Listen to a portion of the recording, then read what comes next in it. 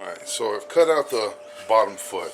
I used a jigsaw to cut around the base and skill saw to cut the edges for the angle that I wanted. Now I'm just going to take this, I'm going to make a template on the other piece of wood, lay it out and cut it out. Alright, now I have two of the feet, which are going to be the base of the table. Pretty close to the same.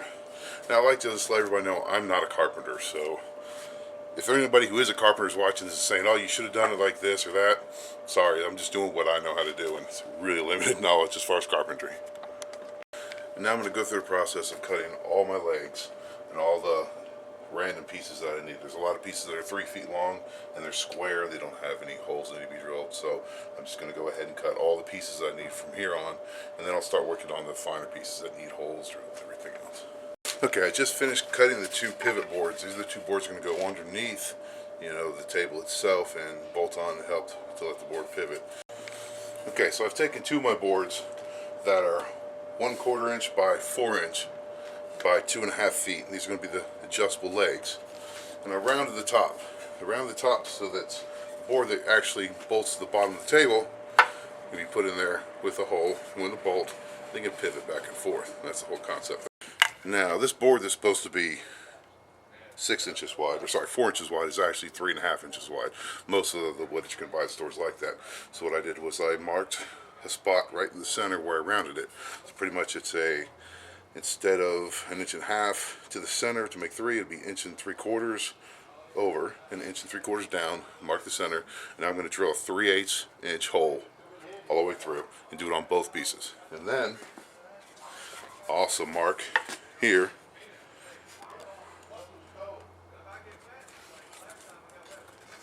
I'm going to go down probably 2 inches instead of 1.75 inches and give me a 1/4 inch on the top, and also mark a hole right in the center, which will be 10 inches over, 2 inches down. So mark that. I'm going to drill it, put my bolt in. Alright, now that I have my holes drilled, I can go ahead and start putting it together.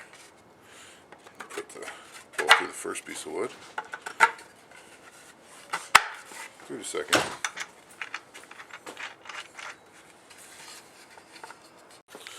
so to connect the leg itself to the base, what you need to do is you need to drill 3 holes.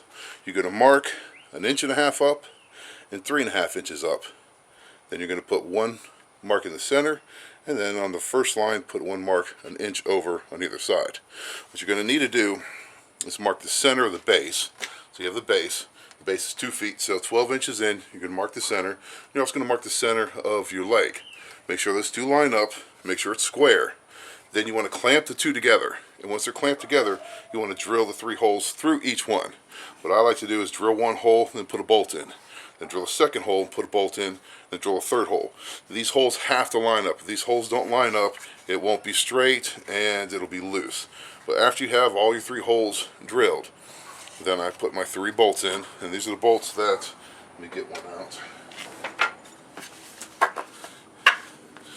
These bolts actually have this square piece right at the end, and what that does is once it goes in, it locks it into place and it won't let it turn.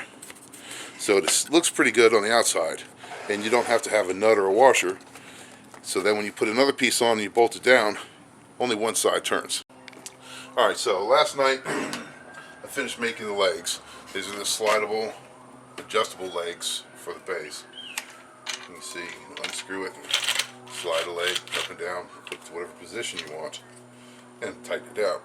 Now to make these legs, I took one of the 2.5 foot long by 4 foot or 4 inch pieces and rounded the top, put a hole 1.5 inch down right in the center, and that's for the pivots for the top of the table. And then 6 inches down, I drilled a 3/8 hole, and 6 inches from the base, I drilled a 3/8 hole, both in the center. And then I drew a line from the outside of each hole to the outside of the other hole. After those 2 holes were drilled, took a jigsaw. With the jigsaw, just cut along the line on both sides, and then I'll use a sander to trim it up some. After the base was attached to a 2.5 foot piece by 4 inch piece, I went ahead and drilled 2 holes 3/8 of an inch, one at 2 inches and one at 6 inches, both in the center. Then I put the bolts through. Now this will let you slide your adjustable leg on it and slide up and down. Now what you'll need is a washer and a wing nut for each leg. At that point you can tighten it down, loosen it, adjust it, and then tighten it again. So on the leg, there's going to be 3 places you're going to attach a brace. You're going to put one on the non-sliding leg. So you have 2 leg pieces, the one that slides and the one that doesn't. The one that doesn't slide, you're going to put one 2-inch piece brace across the top. Then you're going to put one on the bottom in the center, and that's going to be a 3-inch piece, and the other one on the other side in the center, also 3-inch piece. So the first thing we're going to do is we're going to attach one of the cross brackets to the leg. Make sure you have the inside of the leg. You lay your bracket up here, and you're going to make a starter hole so you don't split the wood. So pretty much, you're going to go in, I don't know, not very far, maybe 1/4 of an inch.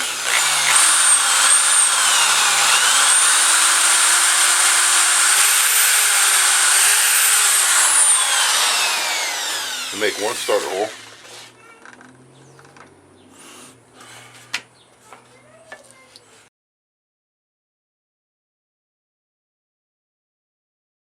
And then we'll use that hole to attach the crossboard to the leg. We'll do it on the other side also, and then we should be good to attach this.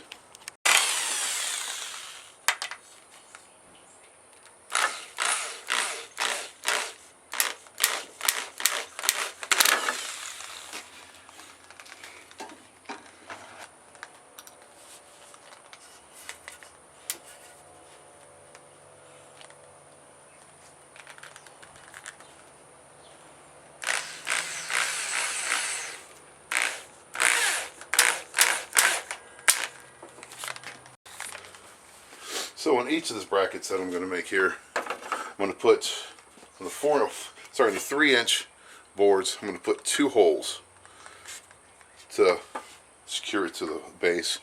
And on the 2-inch, I'm only going to use 1 hole. But I'm going to go ahead and do starter holes in each one of these. So I'm going to put 2 holes, about 1/4 inch from the edge in, even spacing.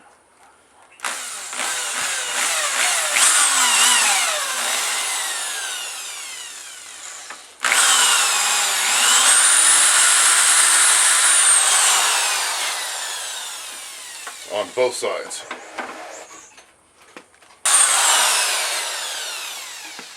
So we have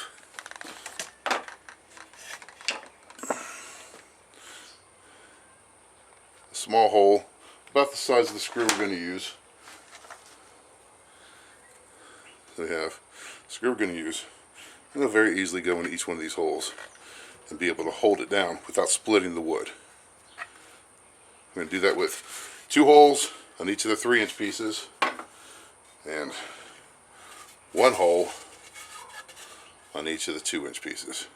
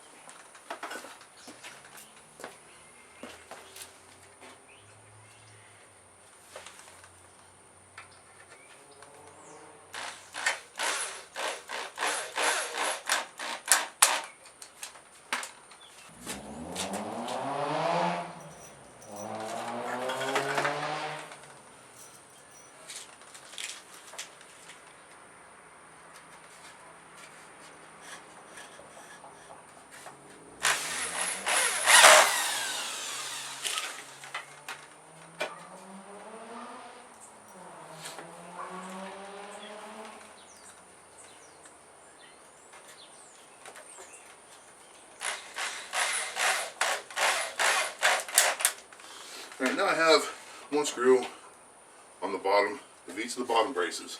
I can go ahead and finish putting the other two screws in. Now I'm going to take one of my 1-inch boards. I'm going to lay it across the back side, on the back side now. I'm going to go ahead and mark it where I need to trim it at. Trim it right there.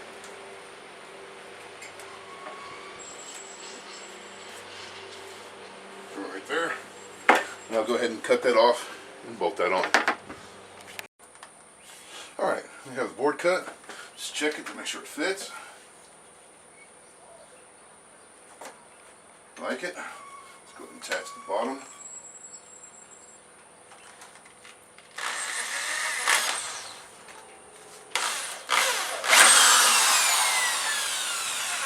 And there we go.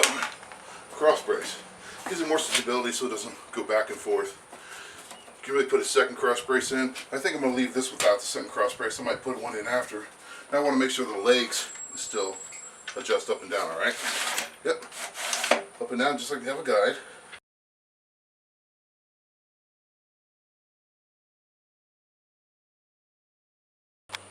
Alright, so how I've laid this out. I know that the outside of each leg has to be 34¼ inches from outside to outside. So, zoom this out a little bit so you can see a little bit better. So 34¼ inch outside to outside. So I'm starting from the center, I'm going half the distance. So half of 34¼ is 17⅛. So I marked the center line on the board. I marked out 2 feet and I marked out 2 feet, did a line between them. So I know that's my center of the board on one angle. Then I also marked out 1 foot by 1 foot and did another line. It gave me the exact dead center. So I got 2 feet by 1 foot right in the dead center. So I know that's my center spot from starting with, and I got a line between there to use as a reference. Now I mark over 17⅛ and 3 spots on one side, and then draw a line between them. This is my outside line. This is the outside line that I'm going to use with my brackets. Now the reason I do 3 spots is kind of like a checks and balances. If I do 3 spots and all 3 line up, I know it's pretty good. If I do 3 spots and I put my straight edge by them, and 2 of them are right and 1's way off, I know I've mismeasured somewhere. It's always good to measure twice, cut once. So what I'm doing there is 3 lines, they all match, works out good. Go from the center, go to the other side, do 17⅛. 17⅛ 3 times, draw a line between them, all 3 of them match up pretty well. So now I have my center line, and each of my brackets I've marked the center, which this is a 20-inch piece, so I marked it 10 inches in. So all I have to do now is take this piece, set it down, make my center mark match, put it on the inside, and that's where it needs to go. Same thing with the other side. Put it on the center mark, that's where it needs to go. So now I can go ahead and mount it on there. I have on each one of these, I'm going to use 4 angle brackets. Could have gone with a long angle piece, but it would cost too much. And I think 4 angle brackets per, or 4 little angle L's per bracket should be fine. So, how we're going to do it.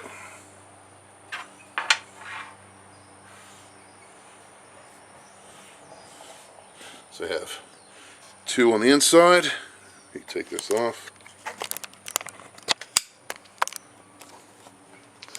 2 on the inside and 2 on the outside. Kind of offset a little bit just to give it a little more stability. So that should be good. I'm going to go ahead and screw these in. Alright, now what I'm going to do is, now that I have both of the anchoring brackets on my board, I'm going to go ahead and use 2 of my 2-inch. I think I got 2.5-inch bolts with 3/8 shank bolts, 16 threads, 2-inch, 4 washers, and 2 lock nuts. I'm going to go ahead and take the table. Usually it takes 2 people to do this. I attempt to do it just with myself. You take the table, you lift it up, put it down, put the 2 bolts in from the outside, washer, bolt, and then another washer in the nut, and you should be able to tighten it down slightly. Make sure that the 2 holes, you have a hole in front of each of these angle brackets. This hole needs to be in the front of your legs. You tell the front of the legs because the front should be the one with the long piece brace on top, and the angle brace will be on the back. So make sure that these 2 front holes align up with the front of your actual stand.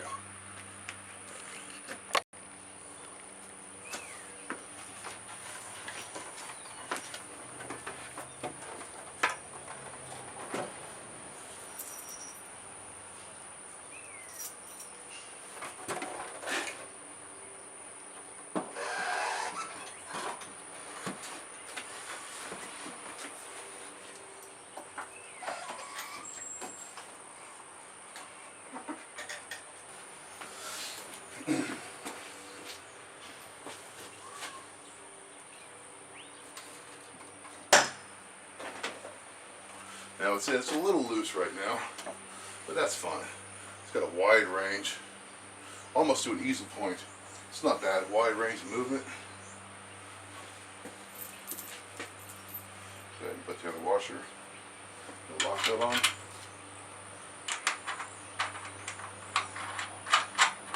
Now when you tighten this down, you don't want to tighten it down so much that it's tight, it's hard to move.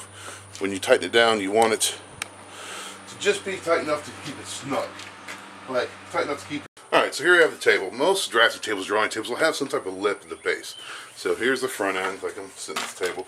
But most of the time you'll have some type of piece of wood or something to keep your paper from coming down. And yeah, let me just so you can see it a little better. There we go. Alright, so something on here to keep everything from sliding down, a pencil or whatever. A lot of these will move down and up, shift down and up. What you can do for that is you can cut an angled notch from the bottom into this. And you cut that angle notch, and you put a screw on either part, either side. And the whole idea is that you can tighten those screws up and have it up, or you can loosen them and then slide it down. But you know, I actually like one on there all the time, so I'm going to go ahead and just mount it on there permanently. I'm not going to move it back and forth. It doesn't make a difference to me. I don't need it down for any work that I'm doing. So what I'm going to do is I'm going to go ahead and take this, and I'm going to pre-drill 2 holes right in the dead center. Because this is 3/4 inch. This is actually, I believe, 1 inch. Let me measure it to make sure. No, it's actually 1.5 inches. So it's 1.5 inches. So that'll leave, it should leave like 3/4, should leave a little over 1/4 inch on either side if I do a dead center, which is good for me. So I don't have to hold a pencil and paper and everything else. So I'm just going to do it 2 spots either side, pre-drill 2 holes, and then actually use wood screws and screw it straight in to the base of the table. We'll take our angle bracket. Now, I bought this over at Home Depot, but what I need to do is I need to go back there and ask them to cut it in half for me. I should have done that when I was there, but I want to measure and make sure all the lengths are right. So I'm probably going to go back to Home Depot and have them cut this in half. And then, you see on the edges right here, I want that kind of rounded off, so that when it's attached over here, it's not hitting. And before I go any further, I'm going to have to drill 1 more hole. Now this hole can be anywhere on this base, but what it's going to do is it's going to allow this arm to bolt at a certain spot to hold the table still. You can't use this a traveling hole, it just doesn't work right. We need another hole to use. So we got to find a spot where we're going to put a hole that allows full range of movement. So right now the table's almost at like an easel angle. If we were to put a hole right here, it'd be fine. And then as the table travels up, it would also work pretty well. We want to be able to be even, so where would be an even spot? Right here, or right here. Right here is good, and that's even. Then as it comes down, it would actually be able to grab different holes. I'll never go to an easel level, so I think that right here would be just fine.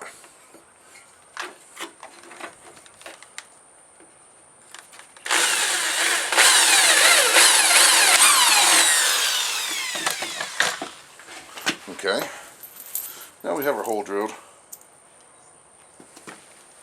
We put our bolt. I'm going to use one of the bolts that you don't need a nut on the backside, or to tighten in the backside. Put that in and choose where I want the table set at. Usually when I'm drafting, it's about that angle, not many degrees at all.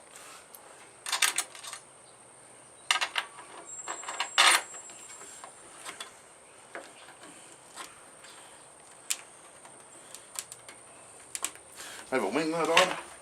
There we go. So this table's finished now. I have to put another bracket on the other side, but for all intents and purposes it's finished. You can at this point take the table and sand the edges and stain it if you want, but for me this is actually fine for me. And if you want to later on, you can actually come up underneath, and underneath the table you can actually put a drawer in here if you really feel so that you want to, but for me this is just fine. So that's the finished product. It goes up to, I think, 40 inches tall, which you would never use, I don't believe.